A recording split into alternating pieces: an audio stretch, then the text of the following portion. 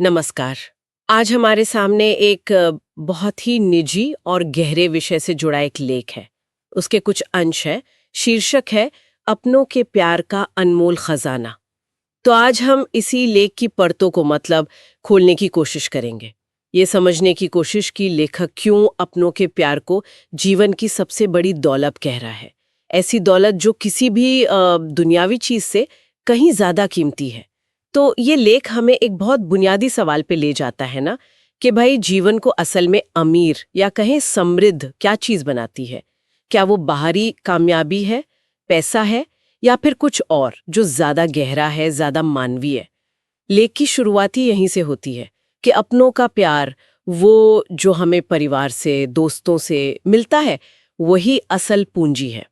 लेख साफ कहता है कि इंसान चाहे कितना भी कामयाब हो जाए, कितना भी ऊपर पहुंच जाए, पर अगर उसकी जिंदगी में अपने लोग नहीं हैं, जैसे माता पिता, भाई बहन, जीवन साथी, बच्चे या वो दोस्त जो बिल्कुल परिवार जैसे बन जाते हैं, तो उसकी सफलता, उसकी पूरी यात्रा कहीं ना कहीं अधूरी सी लगती है। ये कोई ऐसी चीज नहीं है जिसे आप बैंक लॉकर में रख सकें, है ना। फिर भी लेख इसे दुनिया की हर दौलत से कहीं ज्यादा मूल्यवान बताता है। ये एक एहसास है जो सिर्फ खुशी नहीं देता, बल्कि दिल को एक तरह की मजबूती देता है, जीवन को एक दिशा, एक मतलब देता है। हाँ, और ये जो पूंजी या दौलत शब्द का इस्तेमाल किया है लेखक ने, ये बड़ा सोचने वाला है। वो इसे सिर्फ एक भावना कहकर नहीं छोड़ रहा, बल्कि इसे एक संपत्ति, एक एसेट की तरह देख रहा है। क्यों? क्योंकि ये भावनात्मक सुरक्षा देता है ना। ये वो अनदेखा कवच है एक तरह का, जो हमें जिंदगी की मुश्किलों से, अनिश्चितताओं से बचाता है। जब सब कुछ धुंधला सा लगता है ना, तो यही प्यार एक स्थिर रोशनी की तरह महसूस होता है। और लेखक इसी बात पे जोर देता है कि इस भावनात्मक पूंजी के बिना जीवन में खालीपन सा रह जाता है, चाहे बाहर की दुनिया में इंसान ने कितनी झंडे क्यों ना गाड़ दी हों। सोचिए जरा, कोई व्यक्ति है, खूब पैसा कमाता है, बड़े ओहदे पर है, लेकिन दिन के आखिर में उसके पास कोई ऐसा नहीं है जिसके साथ वो अपनी खुशी या अपना दुख बांट सके, खुल के बात कर सके। तो लेखक के हिसाब से ऐसी हालत में वो सारी कामयाबियां अपना मतलब खोने लगती हैं। ये प्यार ही है जो जीवन को एक पूरी होने का, एक पूर्णता का एहसास कराता है, जैसे कोई अधूरी तस्वीर पूरी हो गई हो। और इस एहसास की जड़ें लेख के मुताबिक काफी गहरी होती हैं, बचपन के अनुभवों से जुड़ी हुई। लेखक बड़े अच्छे ढंग से बताता है कि कैसे जन्म के वक्त माँ का स्पर्श सिर्फ छूना नहीं होता, वो सुरक्षा का पहला पाठ होता है। एक भरोसा कि दुनिया में कोई है जो बिना किसी शर्त के हमारी देखभाल करेगा। ये दुनिया में भरोसे का, कह सकते हैं, पहला बीज होता है। फिर पिता की उंगली पकड़कर पहला कदम बढ़ाना, वो सिर्फ चलना सीखना नहीं है, वो एक तरह से मार्गदर्शन का, सहारे का प्रतीक है। और भाई बहन के साथ वो खट्टे मीठे पल, कभी हंसना, कभी लड़ना झगड़ना, कभी एक दूसरे के राज जानना, ये सब मिलकर जिंदगी के अलग अलग रंगों से हमें मिलाते हैं। लेख कहता है कि ये जो शुरुआती अनुभव है ना, ये मिलकर एक ऐसी भावनात्मक नींव बनाते हैं जो दिखती नहीं पर बहुत मजबूत होती है। बिल्कुल, और ये नींव सिर्फ भावनात्मक नहीं होती, ये इंसान के पूरे व्यक्तित्व को, उसकी पूरी पर्सनैलिटी को बनाने में मदद करती है। लेख का तर्क यही है कि जिन बच्चों को ये शुरुआती इमोशनल सिक्योरिटी और अपनेपन का एहसास मिलता है ना, उनमें आत्ममूल्य की भावना, सेल्फ वर्थ ज्यादा मजबूत होती है। उन्हें ये यकीन होता है कि हाँ, वे जरूरी हैं, उनका होना मायने रखता है। और यही आत्मविश्वास आगे की जिंदगी में उनके फैसले लेने की क्षमता, उनका सोशल बिहेवियर और मुश्किलों से लड़ने के तरीके पर अच्छा असर डालता है। और जहां ये नींव कमजोर रह जाती है ना, वहां अक्सर हम देखते हैं कि असुरक्षा और खुद पर शक करने की भावनाएं जिंदगी भर पीछा करती हैं। ये बहुत गहरा अवलोकन है। और ये दायरा सिर्फ खून के रिश्ते तक ही सीमित नहीं रहता, जैसा कि लेख आगे इशारा करता है। जिंदगी के सफर में हमें ऐसे लोग भी तो मिलते हैं जो खून के रिश्तेदार नहीं होते पर अपने बन जाते हैं। दोस्त हो सकते हैं, कोई गुरु हो सकता है, या कोई ऐसा साथी जो मुश्किल वक्त में शायद परिवार से भी बढ़कर साथ निभा जाए। लेख के अनुसार हर वो रिश्ता जो बिना किसी स्वार्थ के दिल की गहराइयों से जुड़ जाए, वो इस अनमोल खजाने का हिस्सा बन जाता है। लेखक उन लोगों का जिक्र खासतौर पर करता है जिनकी खुशी हमारी खुशी में होती है, जिनका दुख हमें भी महसूस होता है। वो लोग जो हमारी कमियों को जानते हुए भी हमें अपनाते हैं और हमें बेहतर बनने के लिए हिम्मत देते हैं बिना किसी उम्मीद के। ये जो चुने हुए परिवारजन होते हैं ना, ये हमारे जीवन की इस भावनात्मक पूंजी को और बढ़ाते हैं, उसे नए रंग देते हैं। सही कहा। और यहीं पर लेख असली अमीरी की जो हमारी आम धारणा है ना, उसको चुनौती देता है। आजकल समाज में अमीरी का मतलब क्या समझा जाता है? बैंक बैलेंस, बड़ी गाड़ी, प्रॉपर्टी या सोशल मीडिया पर दिखने वाली चमक दमक वाली जिंदगी। लेकिन लेखक कहता है कि ये सब तो बाहरी दिखावा है। असली अमीर वो इंसान है जिसके पास भले ही 2-4 लोग ही हों, पर ऐसे हों जो उसके गिरने पर उसे उठाने को तैयार हों, जो उसके आंसू पोंछ सकें, जो बिना जज किए उसकी बात सुन सकें। ये बात हमें सोचने पर मजबूर करती है कि रिश्तों की असली बुनियाद क्या है।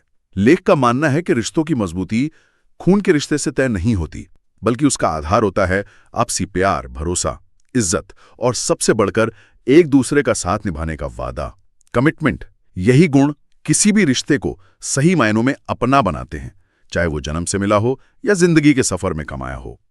ये एक तरह का भावनात्मक निवेश है जिसका रिटर्न आपको पैसों में नहीं बल्कि मन की शांति में मिलता है। लेकिन लेख सिर्फ रिश्तों की तारीफ ही नहीं करता, वो आज के समय की एक कड़वी सच्चाई पर भी उंगली रखता है। लेखक थोड़ी चिंता जताता है कि आजकल की जीवन शैली में, खासकर टेक्नोलॉजी के इतने ज्यादा प्रभाव से, लोग रिश्तों से ज्यादा अपने गैजेट्स में, अपने मोबाइल में खोए रहते हैं। परिवारों में भी हम देखते हैं, लोग साथ बैठे हैं पर सब अपनी अपनी स्क्रीन पर लगे हैं। आमने सामने की बातचीत कम हो गई है। एक दूसरे की भावनाओं को समझने, महसूस करने की क्षमता शायद कमजोर पड़ रही है। हम वर्चुअल दुनिया में हजारों लोगों से कनेक्टेड महसूस करते हैं, पर क्या असल जिंदगी में हम अपनों से ही दूर होते जा रहे हैं? ये एक बहुत जरूरी और थोड़ी चिंता वाली बात है।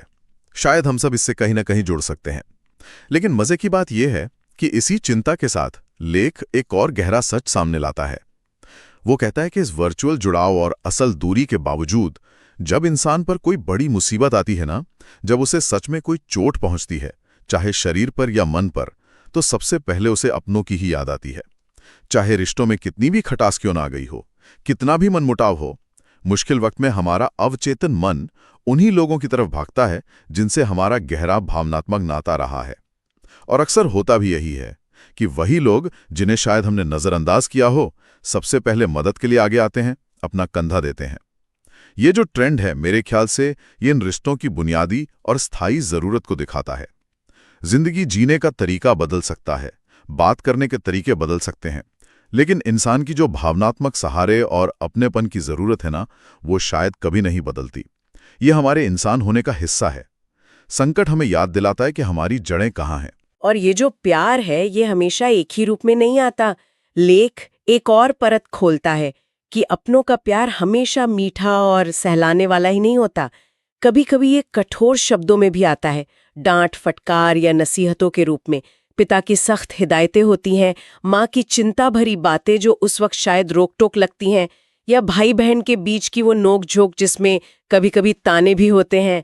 लेख कहता है कि बाहर से ये चीजें भले ही अच्छी ना लगें, पर अगर हम उनके पीछे की भावना को समझें तो उसमें अक्सर गहरी चिंता और परवाह छुपी होती है।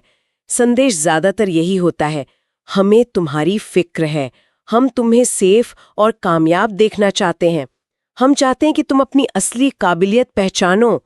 लेखक के अनुसार यही तो अपनों की सच्ची पहचान है।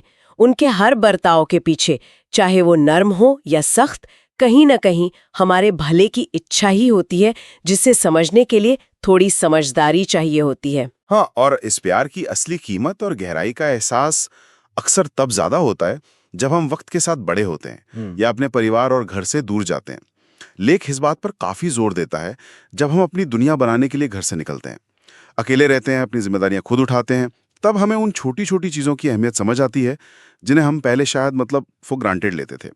जैसे लेख में ही उदाहरण है, सालों बाद माँ के हाथ की बनी वो साधारण सी रोटी का स्वाद याद आना, या मुश्किल वक्त में पिता की वो डांट भी एक सुरक्षा कवच जैसी महसूस होना, या फिर भाई बहन के साथ बचपन में जो झगड़े हुए थे उनमें भी एक अपनापन खोजना। ये सारे एहसास दूर रहकर अकेलेपन में या जिंदगी की मुश्किलों के बीच ज्यादा ताकत से उभरते हैं। इसका अगर साइकोलॉजिकल विश्लेषण करें तो शायद दूरी और मुश्किलें इन रिश्तों को इसलिए और कीमती बना देती हैं क्योंकि तब हमें उस भावनात्मक सहारे और सेफ्टी नेट की कमी महसूस होती है जिसकी हमें आदत थी।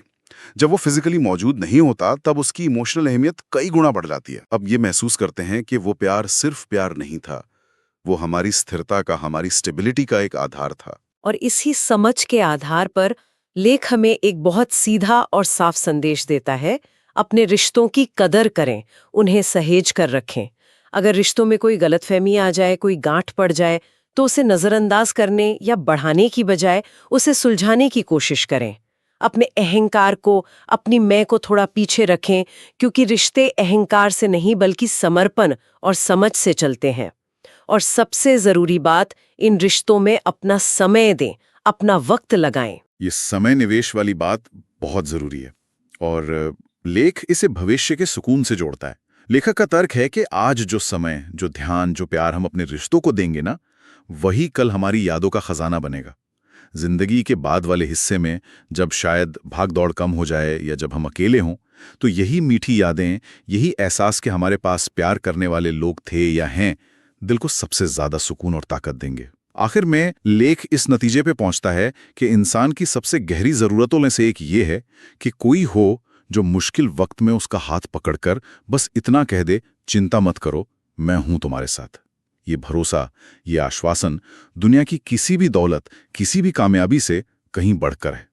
ये वो ताकत है जो इंसान को बड़ी से बड़ी चुनौती का सामना करने की हिम्मत देती है। संक्षेप में कहें तो अपनों के प्यार का अनमोल खजाना के ये अंश हमें यही याद दिलाते हैं कि जिंदगी की सबसे कीमती संपत्ति वो नहीं है जिसे हम देख सकते हैं, छू सकते हैं या जिसका हिसाब रख सकते हैं।